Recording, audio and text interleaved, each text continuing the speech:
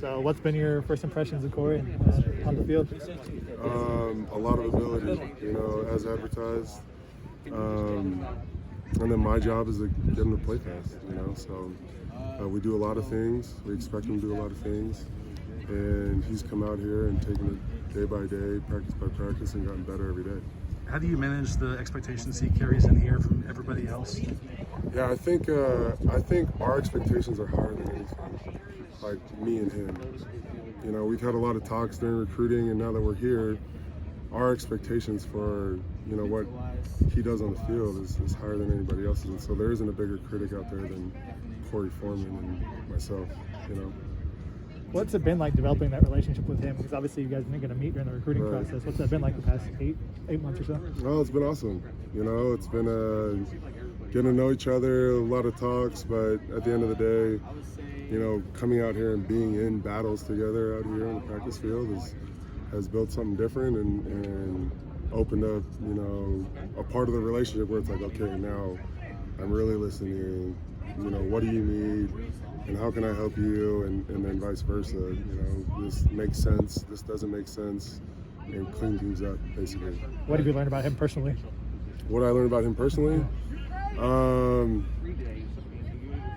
He's kind of low-key, joke around, but you push the right buttons, he gets fired up, and that's a button I push all the time. I know you said in the spring that you might have some catching up to do, just given the fact that he wasn't here for the spring. Right. How big of a disparity is that? Is it less of a disparity than?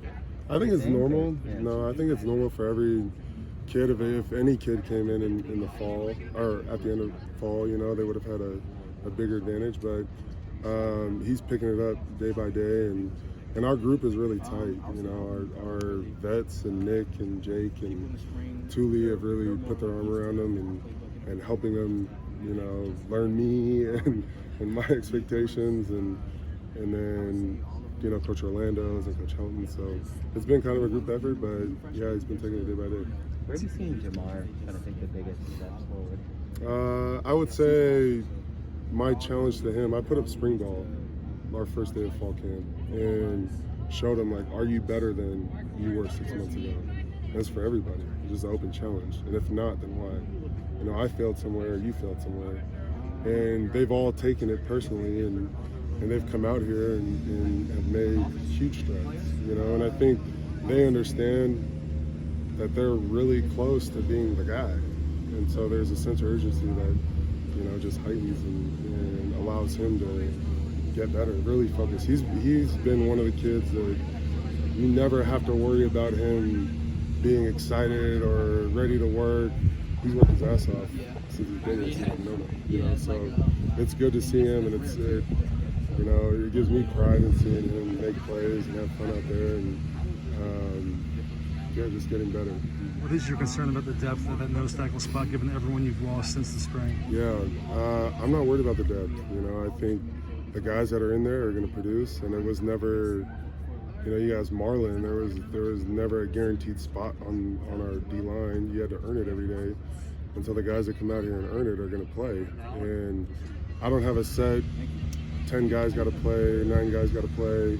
It's whoever's productive and can do it the longest is going to play productive and the longest. So that's my challenge to them is, earn your playing time, and whoever can play long enough and stay in there long. If you can play a whole game, I told Thule, if you can play a whole game, play a whole game.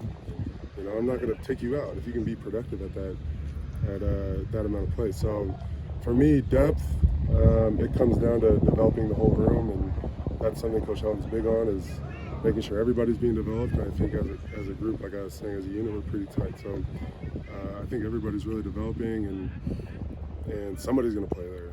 And that's kind of the thing of fall camp, is to find out who it's going to be. Do you hold out hope for Ish being a factor this year? Yeah, absolutely. I mean, you see him walking around and things that he can do, and the kind of kid he is.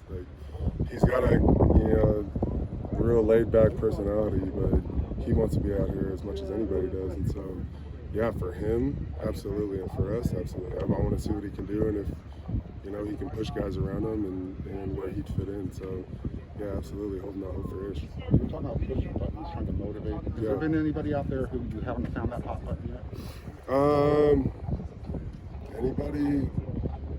No, I think well, one guy like Craig and T.O., their buttons always pushed. So it's kind of, you know, I think competitive nature of being a football player at this level, everybody has it, and it's usually the same kind of things. You just challenge them, and you do it in their face, and then they get fired up and, you know, go out and play. So what is the button with Corey? Same thing, challenging his ass, like, in his face. Can you talk about the versatility of your defensive line group? I mean, it seems like they're similar sizes across the board almost. So Yeah, Coach Steiner has done a great job. You know, he's done a great job this offseason. You take Nick Figueroa, for instance. He played at 250. Right now, this morning, he's 277. You know, he's right around 280. Thule, I think, is right in the 290s range, day in and day out, even after practice. So a lot of what they're doing with their bodies allows us to put them everywhere, you know, which goes back to the whole nose tackle position. It's really up in the air because everybody's changed their body in a way that they could play all these positions. And having guys that were ends in high school or outside backers in high school, it allows them to just put the weight on and figure out the inside stuff, but while still being productive on the edge. Let's do one more. In what ways have you seen that extra weight or strength help Thule, I guess? Oh man, just turn the film on. This dude's throwing guys around, and to his credit, it hasn't hurt his cardio. You know, usually when guys put on weight, they're slower or they can't last as long. But Tule's out there driving everybody back, throwing guys around, hitting running backs and stuff like that. So that's, I think, the biggest impact of putting on a bunch of weight and muscle. Thank you. Yeah. Thanks, Vic. Thank Thank you. you.